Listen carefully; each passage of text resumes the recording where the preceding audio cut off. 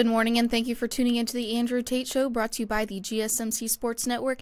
We've got a great show for you guys today. We're going to be covering the Lakers versus the Pelicans. We'll also be talking about the Warriors lacking cohesion. We'll also be talking about the Bucks may be without a star player for the start of the playoff. We'll also be discussing Victor Wembanyama's rookie year, and make sure that you guys stick around for later in the show when we'll be diving into our dumb criminal story of the week. Before we start, though, I'd like to ask you guys like and follow the show. Also, we get a number of questions from viewers that come in during the show, so to ensure that your question gets read on the air, I ask that you use the tips and donation link with your question. That link is gsmcpodcast.net. This just puts your question at the top of the list so I can see it, and it also really helps the show. Hello, Tate. Right. How are you doing? Okay, we're okay. Starting a little late. Yeah. We had a little technical snafu today. Little oopsie. So It's okay, though. so we picked the stories beforehand, Hmm. and what we're going to talk about, most of them, except for the ending stories, which are all faith, Yes. and kind of what we're going to talk about. And because the games, we had to change up because the way the games went down. And I thought Faith had all the new updates, Hmm. and turned out they weren't sent. Hmm. So Faith had no clue. So last second change for Faith. So she's Yeah. she's flying without a net today. Might be a little So rusty this morning, but so you gotta be kind and gentle to Faith yes. today. It very much So feels like a Monday instead of a Wednesday today. I felt that vibe when I woke up this morning. So see, I'm struggling. I'm all hopped up on drugs today because I hurt my back. Not those kind of drugs. No, no, no. That'd make for a whole different kind of yeah. show. Yeah, I'm like more painkillers for my back, which could be bad as well. But yeah, I totally Yeah. hurt my back. So I'm moving like an old man today. Hmm. So that's why I told you. I'm not whooping anybody anymore. I throw a punch, my back goes out, everything. I just get Yeah. whooped up. I am not like this whole Mike Tyson going back into the Hmm. ring at 58. I'm never, I won't even spell ring in a spelling bee. Oh So. gosh. All right, Alrighty. so we had some interesting games last night. Yes, we So did. let's dive into them. Alrighty, so LeBron's Laker edge Pelicans to book playoff clash with the Nuggets. So LeBron James and the Los Angeles Lakers held off a furious late rally to beat the New Orleans Pelicans 110-106 on Tuesday and book a first-round NBA playoff clash with the defending champion Denver Nuggets. Four-time NBA champion James scored 23 points with 9 rebounds, 9 assists, and 3 steals to lead the Lakers in the play-in game victory that secured the 7th seed in the Western Conference.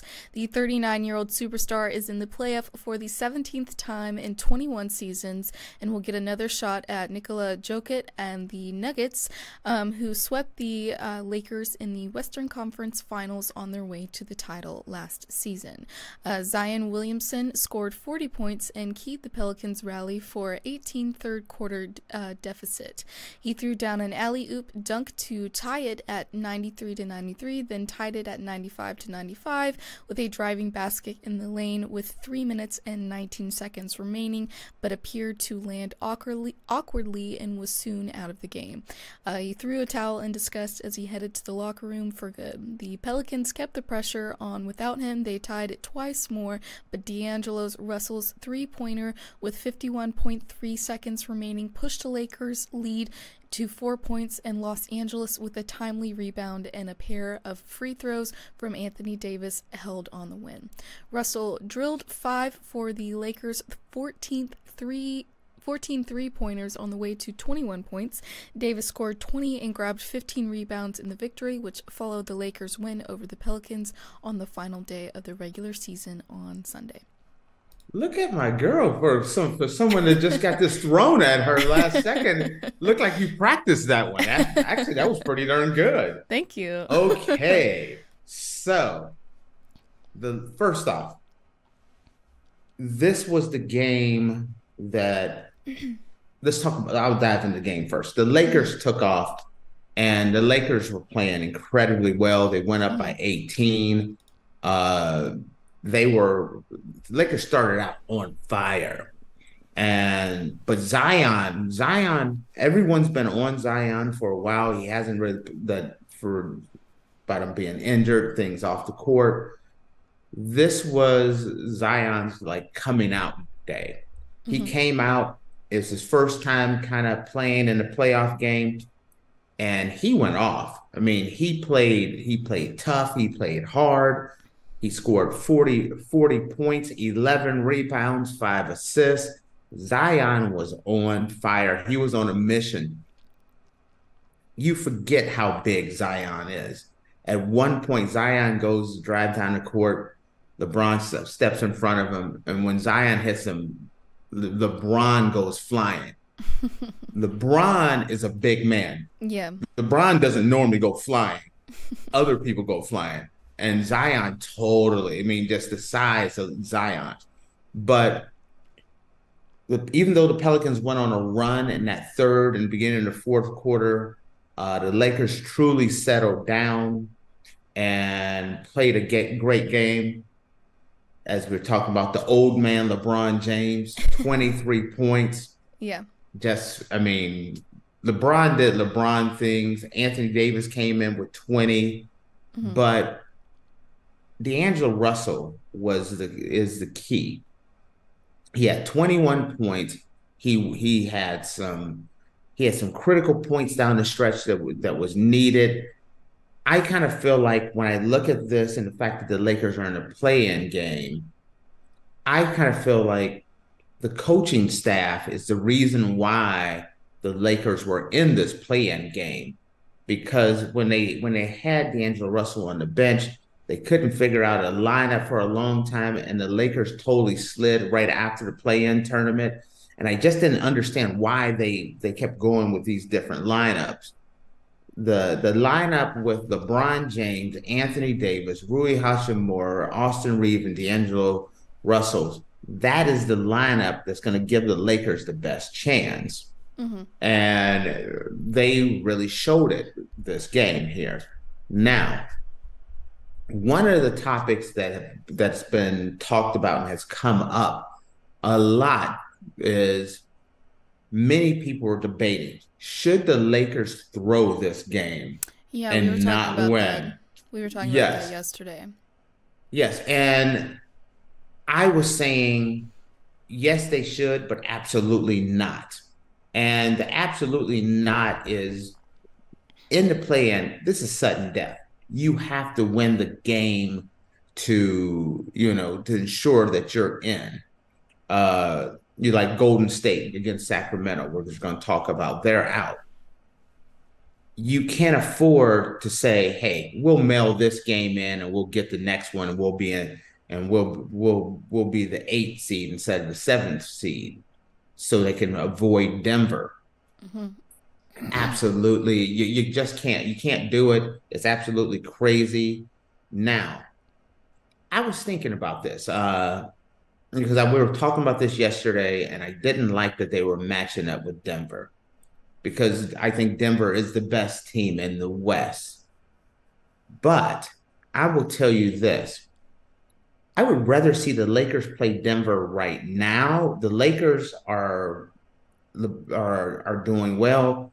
They've won 10 of their last 11 games. LeBron, the last month has been shooting like right about 41, no, about 47% from three. The Lakers are rolling at the right time. So the Lakers are getting hot. And if you're going to play Denver, you want to roll into Denver on with some momentum Mhm. to see where this to see if you have a chance because I feel like that's the only chance they have is to come in hot. LeBron catches on fire, and they get out to an early lead with Denver. Denver's a tough, it's just a tough pill to deal with. Man, Jokic is going to be the MVP. Uh, Anthony Davis has not really matched up as well as I would like against Jokic. That's the one guy that causes everyone so much problems because he's so deadly. You watch him, Faith, he seems like the most like unathletic individual ever. You look at him and it's like he can't even jump. He may be the best player in the league. He doesn't look it. It doesn't. You look around and it's like, oh, Jokic, another triple double, another win. So looking at this and looking at that matchup I understand why people were saying the Lakers should throw this because the Lakers against other teams, like I would really like the Lakers against OKC. Uh, I think the Lakers could cause a lot of trouble. This is going to be the Lakers are going to need a lot of help to, to compete with Denver. I just feel like Denver overall is the better team. In order for the Lakers to win, LeBron's gonna have to have his normal LeBron type day games, but Anthony Davis is the key. Can he put a lot of pressure on Joker and make him work for it and cancel him out? And then have Rui and Austin Reeves and D'Angelo come in there. This time, though, unlike last year in the Western Conference Finals, the Lakers have a lot more size to throw at Joker this year. So I could see them putting a lot of fresh bodies on them. That's the key to surviving against Denver is consistently rotating in a lot of big bodies, getting physical with him, frustrating him because, Denver, Jokic and Murray are, literally, I have them win it all. I'm very curious to see how it goes. I got it Denver in 6. I hope the Lakers can make it a game of it. Denver in 6 games. I don't want to see a gentleman's sweep, but I don't see the Lakers winning this one. Hope I'm wrong, Faith. As you know, as a Laker fan. But as far as this game goes, I felt like New Orleans actually has something to build on. Seeing Zion perform like he did uh, with 40 and 11. That was impressive. The fact that he ended up getting injured and having to leave the game a little early was unfortunate, but I felt like the Pelicans could build on this and improve for next year. I thought this was all positive. Granted, they had to play the Lakers, who've kind of had their number all year anyway. And here's the thing: the Pelicans still have a chance. Like I'm writing them off. I don't mean to write them off. I'm writing them. I kind of think of them as kind of written off because of the fact that they still have to come back, and now they have to play Sacramento. The play-in goes whoever won between the Lakers and the Pelicans automatically got in. But then the other game was Sacramento and the Clippers, and whoever won out of that one played the Pelicans for the final spot.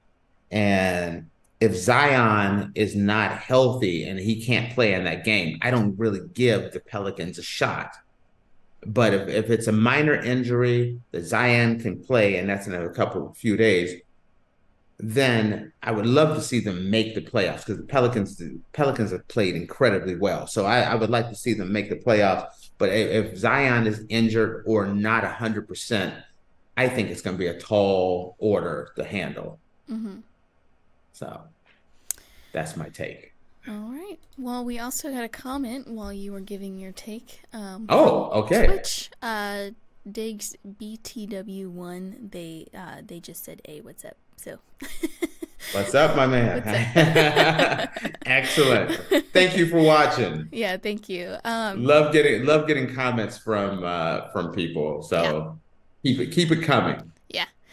Did you see this game going the way that it did? Yeah, actually, the Lakers had just played them. Mm-hmm. The Lakers have played incredibly well against the Pelicans all year. It was kind of the Lakers actually went in as I think it's like a 1 or 2 point underdog on this game because it was in New Orleans. Mm-hmm. But I just thought LeBron in closeout games. You can't sleep on LeBron on a closeout game, and this is a kind of a closeout game where it's a must-win situation. LeBron always performs, and today was no different. LeBron did LeBron things. The nice thing is, if you can, I feel like the Lakers can beat anyone Mm-hmm. when you have a day like this. When you have LeBron and Anthony Davis, they do their part. Anthony Davis 20, LeBron 23, but then you get 21 from D'Angelo Russell and Rui Hachimura 13, 16 from Austin Reeves. That's a winning formula. It has to be other people outside of LeBron and Anthony Davis. They have to both, their two superstars have to perform incredibly well, but then they have to get that supporting cast help. If they don't get that, the Lakers are not going to win. Mm-hmm. And tonight or last night, that's exactly what they got. And they jumped out to a comfortable lead. I thought it was going to be a blowout. Then the third quarter came in, and like I said, Pelicans went on a run. Zion, was incredible and brought the game back close, and then the Lakers closed it out in a close game. But yeah, it kind of went the way I expected it. Okay. Alrighty, guys. Well, with that, we are going to take our first break, and when we come back, we're going to be talking about how the Warriors lacked cohesion and identity, which doomed their season as they stumbled out of the playoff contention. So make sure you guys stick around, and we'll be back in a minute.